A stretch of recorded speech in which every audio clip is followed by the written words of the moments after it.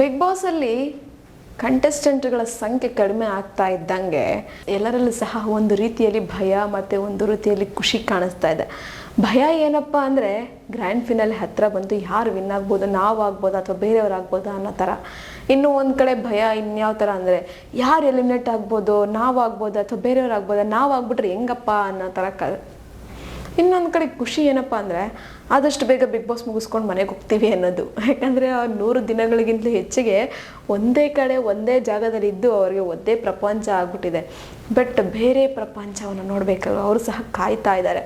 ಆದರೆ ಈ ಒಂದು ಭಯ ಅಂದರೆ ಎಲಿಮಿನೇಷನ್ ಹತ್ತಿರ ಬಂದಿದೆ. ಈ ವಾರ ಯಾರೆಲ್ಲ ನಾಮಿನೇಷನ್ ಲಿಸ್ಟಲ್ಲಿದ್ದಾರೆ ಅಂದರೆ 4 ಜನ ಇದ್ದಾರೆ. ಅಂದರೆ ನಾಮಿನೇಟ್ ಆಗಿರೋರು 4 ಜನ ಅಂತಲೇ ಹೇಳ್ಬೋದು. ಯಾಕಂದರೆ ಈಗ ಬಿಗ್ ಬಾಸ್ ಮನೆಯಲ್ಲಿ ಇನ್ಯಾರು ಉಳಿದಿಲ್ಲ. ಯಾಕಂದರೆ ಅವ್ರಿಗವರೇ ನಾಮಿನೇಟ್ ಮಾಡ್ಕೊಬೇಕು, ಅವ್ರಿಗವರೇ ಒಂದು ಸೇಫ್ ಮಾಡ್ಕೊಬೇಕು. ಸೇಫ್ ಆಗು ಮಾಡುವಂಥದ್ದು ಜನಗಳ ಕೈಯಲ್ಲಿದ್ದರೆ ನಾಮಿನೇಟ್ ಮಾಡುವಂಥದ್ದು ಅಲ್ಲಿರುವಂಥ ಕಂಟೆಸ್ಟೆಂಟ್ಗಳ ಕೈಯಲ್ಲಿ ಇದೆ. ಯಾಕಂದರೆ ಈ ಥರ ಒಂದು ನಾಮಿನೇಷನ್ ಲಿಸ್ಟಲ್ಲಿರುವಂಥವ್ರು ವರ್ತೂರ್ ಸಂತೋಷ್, ಕಾರ್ತಿಕ್, ಪ್ರತಾಪ್ ಮತ್ತು ನಮ್ಮ ವಿನಯ್ ಅಣ್ಣ. ಸೊ ಈ 4 ಜನ ಈಗ ಒಂದು ನಾಮಿನೇಷನ್ ಲಿಸ್ಟಲ್ಲಿ ಒಂದು ಬಿಸಿಯಲ್ಲಿ ಕೂತಿದ್ದಾರೆ. ಸೊ ಈ ವಾರ ಒಂದು ಬಿಗ್ ಬಾಸ್ ಮನೆಯಿಂದ ಯಾರು ಹೋಗ್ಬೋದು, ಯಾರು ಸೇವ್ ಆಗ್ಬೋದು ಅಂತ ನೋಡ್ತಾ ಹೋದರೆ ನಮಗೆ ಬಂದಿರೋಂತಹ ವೋಟಿಂಗ್ ಪೋಲ್ ಅನಾಲಿಸಿಸ್ ಪ್ರಕಾರ ಮೊದಲನೇದಾಗಿ ಸೇವ್ ಆಗೋ ಲಿಸ್ಟಲ್ಲಿರೋವಂಥದ್ದು ಪ್ರತಾಪ್ ಅವರು, ಅಂದರೆ ಡ್ರೋನ್ ಪ್ರತಾಪ್ ಅವರು.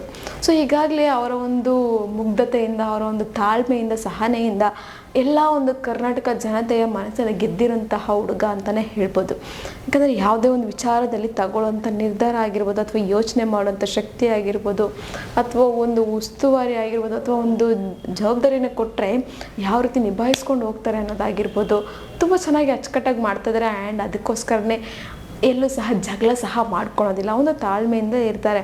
ಯಾರು ಎಷ್ಟೇ ಹೀಯಾಳಿಸಿದ್ರು, ಯಾರು ಎಷ್ಟೇ ಒಂದು ಕೆಟ್ಟದಾಗಿ ಮಾತಾಡಿದ್ರು ಅದನ್ನೆಲ್ಲ ಒಂದು ತಲೆಗೆ ಹಾಕ್ಕೊಳ್ಳಲ್ಲ. ಸೊ ಜನ ಅವ್ರನ್ನ ಸೇಫ್ ಆಗೋ ಲಿಸ್ಟಲ್ಲಿ ಮೊದಲನೇ ಪ್ಲೇಸಲ್ಲಿ ಇಟ್ಟಿದ್ದಾರೆ. ಇನ್ನು 2ನೇ ಪ್ಲೇಸಲ್ಲಿ ಬಂದು ವಿನಯ್ ಮತ್ತು ಕಾರ್ತಿಕ್ ಅವರಿದ್ದಾರೆ. ಸೊ ಅವರಿಬ್ಬರು ಸಹ ಒಂದು ಸಿಮಿಲರ್ ಆಗಿದೆ, ಅಂದರೆ ಸೇಮ್ ಆಗೇ ಇದ್ದಾರೆ ಒಂದು ಸೇವ್ ಆಗೋ ಲೀಸ್ಟಲ್ಲಿ. ಯಾಕಂದರೆ ಒಂದು 5-6% ಜಾಸ್ತಿ ಕಡಿಮೆ ಇರ್ಬೋದು, ಆದರೆ ಒಂದೇ ರೇಂಜಲ್ಲಿ ಇದ್ದಾರೆ.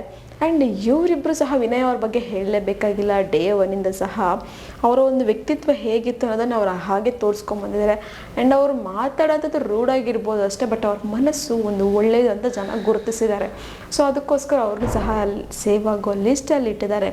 ಇನ್ನು ಕಾರ್ತಿಕ್ ಅವ್ರ ಬಗ್ಗೆ ಹೇಳಬೇಕಾಗಿಲ್ಲ. ಯಾವುದೇ ಟಾಸ್ಕ್ ಕೊಟ್ಟು 100% ಕೊಟ್ಟು ಅವರ ಒಂದು ಇನ್ವಾಲ್ವ್ಮೆಂಟ್ ಆಗಿರ್ಬೋದು, ಅವರ ಒಂದು ಎಫರ್ಟ್ ಆಗಿರ್ಬೋದು ಚೆನ್ನಾಗಿ ಹಾಕಿ ಆ ಒಂದು ಟಾಸ್ಕ್ಗೆ ಒಂದು ನ್ಯಾಯ ಕೊಡಿಸುವಂಥ ವ್ಯಕ್ತಿ. ಅದಕ್ಕೋಸ್ಕರನೇ ಕಾರ್ತಿಕ್ ಅವ್ರನ್ನ ಸಹ ಉಳಿಸ್ಕೊಳ್ಳೋಂಥ ಲಿಸ್ಟಲ್ಲಿ ಇಟ್ಟಿದ್ದಾರೆ. ಇನ್ನು 4ನೇ ಪ್ಲೇಸಲ್ಲಿ ಬಂದು ವರ್ತೂರ್ ಸಂತೋಷ್ ಅವರು ಇದ್ದಾರೆ. ಸೊ ಇವರು ಡೇಂಜರ್ ಝೋನಲ್ಲಿದ್ದಾರೆ ಅಂತಲೇ ಹೇಳ್ಬೋದು.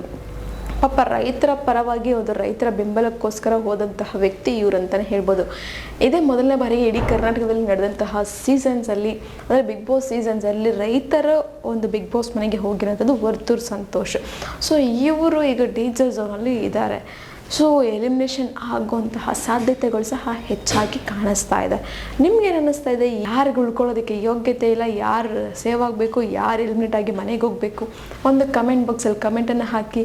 ನಾನು ಹೇಳಿದಂಥ ವೋಟಿಂಗ್ ರಿಸಲ್ಟ್ ನಿಮಗೆ ಇಷ್ಟ ಆಗಿದ್ದರೆ ಒಂದು ಲೈಕ್ ಮಾಡಿ, ಶೇರ್ ಮಾಡಿ, ದಯವಿಟ್ಟು ಸಬ್ಸ್ಕ್ರೈಬನ್ನು ಮಾಡ್ಕೊಳ್ಳಿ. ಇದೇ ಥರ ಇನ್ನಷ್ಟು ವೀಡಿಯೋಸ್ಗೋಸ್ಕರ ನೀವು ನೋಡ್ತಾ ಇರಿ ನಮ್ಮ ಚಾನಲನ್ನು.